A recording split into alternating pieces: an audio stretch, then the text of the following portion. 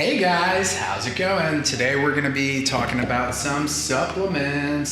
Specifically though, we're going to only be covering two supplements. So Dr. John's got one of them right here. Boom. Vitamin D3. Boom. And that's what we call our blister pack. The sucker's got 50,000 IUs. And then we're also going to be talking about, boom, this guy right here. So this is vitamin D with K1 and K2. It's called our vitamin D Supreme. And this is a daily dosage of 5,000 IUs. So everybody's on a crave right now, or a craze of vitamin D. You've probably heard of it, multiple different locations. You probably heard Dr. Axe talk about it.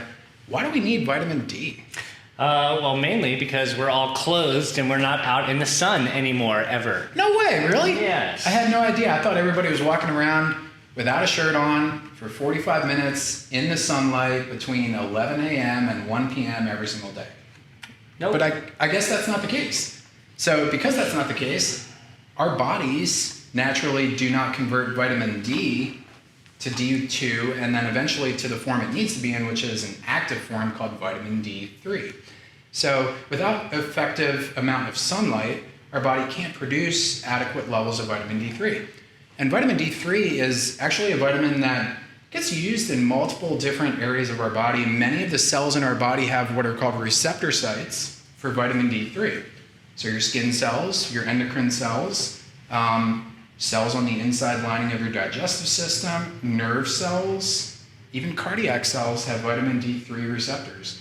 So it is a vitamin, but in all actuality, you might as well start thinking about vitamin D3 like a hormone, if you will, because it does affect so many different systems in the body, and so many different systems in our body require vitamin D3. So if we don't have adequate levels of vitamin D3, overall, it increases our risk for general disease. Right. Multiple different disease processes, believe it or not. So on a baseline, if you're not sure if you have adequate levels of vitamin D3, what's a good idea? Well, I mean, the easiest way, right, for us to figure that out is do blood testing. Yeah. And so many of our patients don't know, but we actually do offer blood testing right here at the clinic. We have test kits with a local company that we work with where we can actually have you do a home test to draw your own blood, or go to a local lab, get the lab to do the blood draw for you with their phlebotomist. They put it back into the kit and overnight it to the lab company. So if that's something that you're interested in, you want to get your vitamin D levels checked, make sure you ask one of the doctors. Right. And I mean, honestly, even before that, a really common thing is seasonal effectiveness disorder. Seasonal effectiveness disorder. What did you say, seasonal what? Seasonal affective disorder. Just say that like 2 times in a row. What was that you said? A seasonal affective disorder. Seasonal affective? Sad? Yeah. Okay, so if you're sad.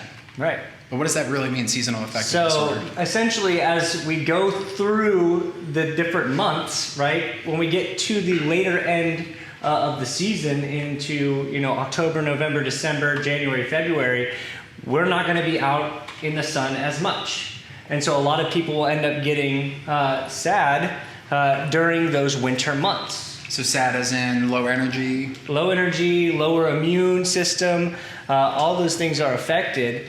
But with that being said, that's a very common indicator that your D3 levels are low, is when you're experiencing, lethargy and just common sicknesses through those winter months. So generally speaking, if you're not sure if your vitamin D levels are low, they likely are. For a majority of the population, your vitamin D3 levels are going to be a little bit lower than what they actually should be. So a good practice would be 5,000 IUs of vitamin D3 on a daily basis for a regimen.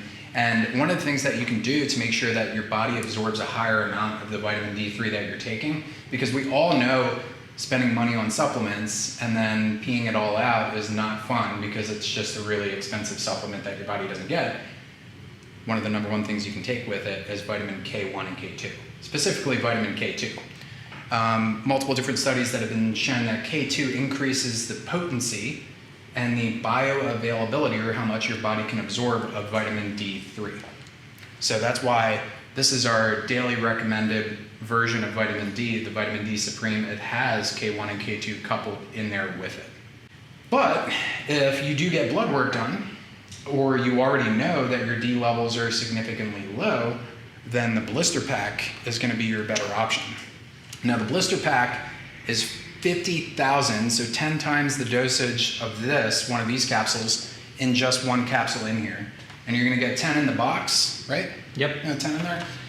So 15. ideally 15, so you would take one every 5 days or one a week. And then that will get your body a super dosage of vitamin D3 so that you have an adequate amount for your body to start drawing upon to use for all of those metabolic processes. Anything else you want to say about vitamin D? I think we covered it pretty well.